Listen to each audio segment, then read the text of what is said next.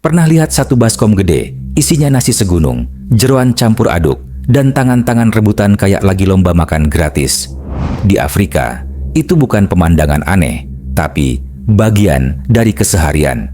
Bukan satu, bukan dua, tapi bisa 5 sampai 7 orang makan bareng dari nampan yang sama. Pakai tangan semua, tanpa piring, tanpa sendok, dan tanpa mikir panjang soal higienis atau enggak. Yang penting, kenyang, seru, dan semua bagian hewan nggak ada yang tersisa. Dari kepala sampai isi perut yang baunya aja bisa bikin orang biasa mual. Tapi di sana, justru itu bagian paling favorit. Bukan karena mereka kelaparan, tapi karena tradisinya emang begitu. Nah, yang bikin lo harus nonton sampai habis, ini bukan sekadar soal makan jorok, tapi tentang budaya ekstrim yang bikin lo antara syok, ngakak, dan kagum. Nggak percaya? Yuk, kita bongkar segila apa budaya makan orang Afrika.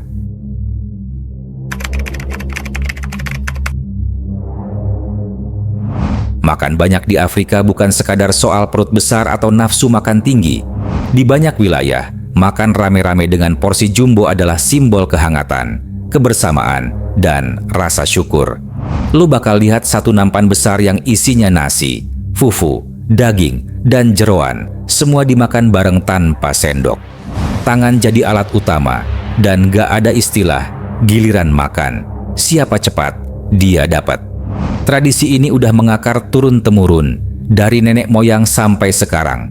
Bahkan, jadi bagian penting dari upacara adat dan kumpul keluarga. Salah satu alasannya karena makanan sering jadi acara utama. Di tempat-tempat tertentu di Afrika, makan besar itu kayak pesta. Ada perayaan, masak banyak. Ada tamu, masak lebih banyak lagi.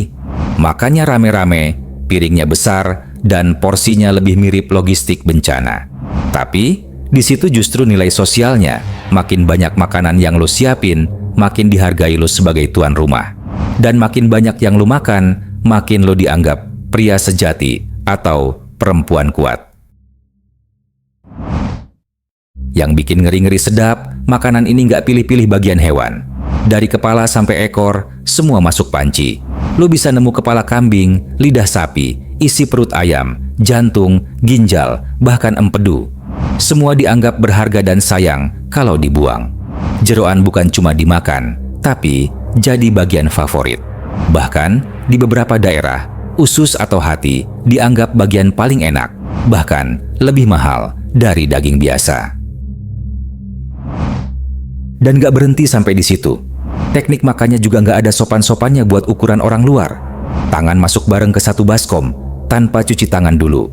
Ada yang seruput sup langsung dari telapak tangan. Ada yang ngunyah tulang sambil ngeludah sisa ke tanah.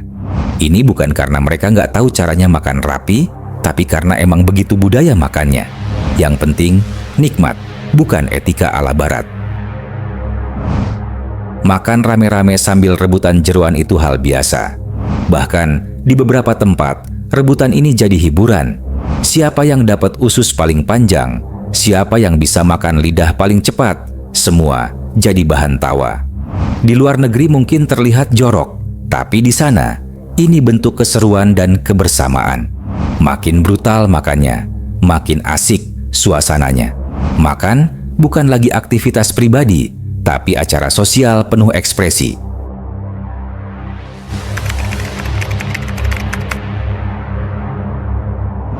Pertama-tama, budaya makan banyak dan makan jeroan di Afrika ini bisa bertahan karena faktor ekonomi. Banyak masyarakat di Afrika hidup dalam kondisi yang sederhana, jadi semua bagian dari hewan dimanfaatkan semaksimal mungkin. Mereka nggak kenal yang namanya buang bagian dalam hewan karena nggak enak. Justru, jeroan dianggap sebagai bagian paling bernutrisi. Jadi, daripada buang-buang, mending dimasak sekalian. Selain hemat, juga kenyang. Dan karena udah terbiasa dari kecil, lama-lama ini bukan sekadar kebutuhan, tapi jadi kebiasaan yang mengakar. Kedua, budaya makan rame-rame dan rebutan makanan itu tumbuh dari nilai kebersamaan. Masyarakat di banyak bagian Afrika sangat menjunjung tinggi nilai komunal. Makan bareng artinya berbagi rezeki, mempererat hubungan, dan menunjukkan rasa hormat ke tamu. Beda sama budaya individualis di tempat lain yang makannya sendiri-sendiri. Jadi, walaupun kelihatannya jorok menurut standar kita, di sana itu justru bentuk keakraban. Makin berantakan makannya, makin seru suasananya. Ketiga, jeroan itu punya nilai rasa dan gizi yang tinggi dalam budaya mereka.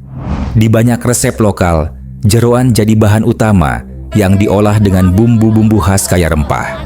Misalnya, sup isi jeroan sapi yang dimasak dengan cabai, jahe, dan bawang sampai kuahnya kental dan meledak di mulut. Buat mereka, jeroan bukan makanan kelas 2, tapi justru istimewa dan kadang lebih mahal daripada daging biasa di pasar tradisional. Keempat, karena pengaruh dari orang tua dan nenek moyang.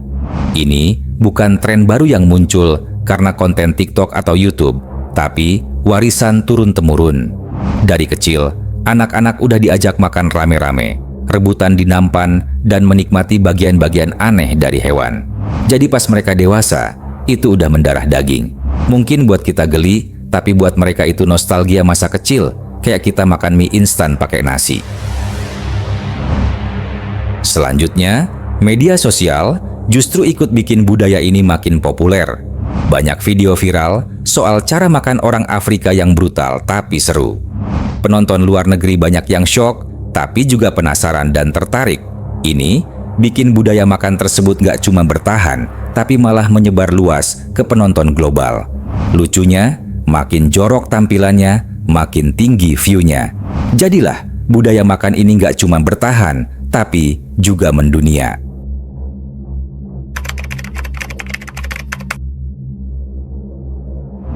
Sekarang, budaya makan brutal dan jorok ala Afrika nggak cuma bertahan, tapi malah makin eksis dan dikenal dunia. Banyak food vlogger dari luar Afrika yang sengaja datang buat nyobain langsung makan bareng di baskom gede, tangan belepotan, sambil ngunyah jeroan yang bahkan mereka nggak tahu namanya. Di media sosial, konten makan ala Afrika makin rame, jadi tontonan yang bikin antara jijik dan lapar. Lucunya, meskipun kelihatan nggak higienis, banyak yang justru bilang rasanya lebih otentik dan kuat dibanding makanan restoran. Hal ini bikin banyak tempat makan lokal makin percaya diri nunjukin budaya makannya tanpa malu-malu. Meski begitu, tetap ada tantangan dari dunia luar yang menilai gaya makan ini nggak sehat atau kotor. Beberapa pemerintah kota besar di Afrika udah mulai nyaranin kebersihan lebih ketat, tapi tetap tanpa mengubah esensi budayanya. Di beberapa kota, sudah mulai ada pembagian alat makan, tapi tetap dikasih pilihan buat makan bareng pakai tangan seperti biasa. Artinya, modernisasi jalan, tapi budaya nggak dihilangin. Dan hebatnya, masyarakat tetap bangga sama cara makan mereka. Bahkan, ngajarin anak-anaknya untuk nggak malu dengan tradisi tersebut. Sementara itu, para pelaku kuliner lokal juga makin cerdas. Mereka sekarang mulai menjual makanan jeroan dengan kemasan lebih bersih, tapi rasa dan cara makannya tetap sama. Lo bisa nemuin restoran modern yang tetap nyajiin kepala kambing utuh, usus goreng, sampai sup jantung sapi, tapi dengan tampilan yang sedikit lebih instagramable. Jadi, budaya makan banyak dan makan jeroan ini nggak hilang, malah naik level. Gaya makan boleh tetap brutal, tapi sekarang makin diakui, bukan cuma di kampung halaman, tapi sampai ke mancanegara.